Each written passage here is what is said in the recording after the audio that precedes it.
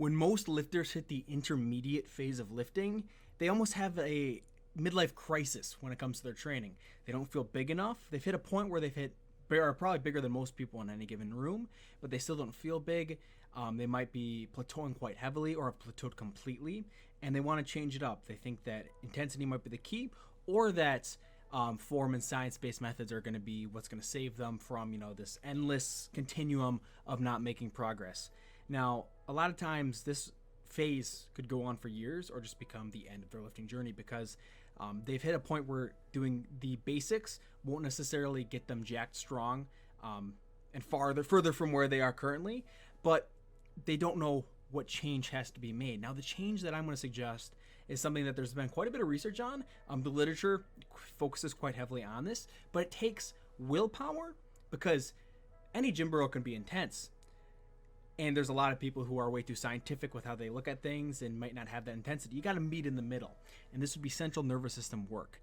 Picking a compound movement, doing very limited volume that's heavy, that's not going to kill you, and then resting for a specific length of time to teach your body how to strain. By teaching your body how to strain, you don't work the muscular system. The muscular system can get burned out from 12 sets of curls.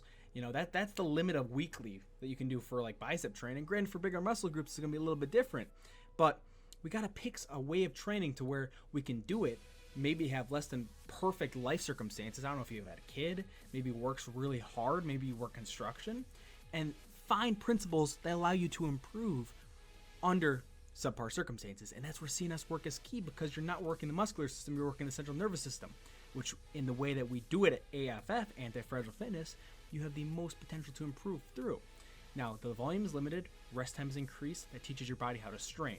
You pick maybe a bench press exercise, an overhead press, a squat. I'm not going to give you guys the exact range that we do for our training clients, but let's say something that's under 8 reps, more than 2 to 3, and then you do it for like a 2x5, 2x6, and that teaches your body how to strain, how to improve, and this allows you to break plateaus because you're not destroying your joints, destroying your body. You're finding something that is the bare minimum and a little bit above that of stimulus to stimulate your CNS without destroying it, not destroying your muscular system, and this allows you to gain strength when combined with recovery and other lifts. It's this puzzle piece, this 1/5, this 20% of your training you need to tune in to improve all the lifts substantially, to get big, strong, jacked, all while getting good rest and recovering, because you can only gain muscle from what you can recover from. Now, I'm going to include a link to the AFF training program, the AFF Anti-Fragile Fitness. We do a ton of stuff with athletes, MMA fighters, construction workers, power lifters, other combat sports, judokas, people who compete in BJJ, just run-of-the-mill people who want to level up their fitness, level up their life. And you can learn more about this. It's a very important concept, and I hope to see you guys later. Have a good day, guys. Peace.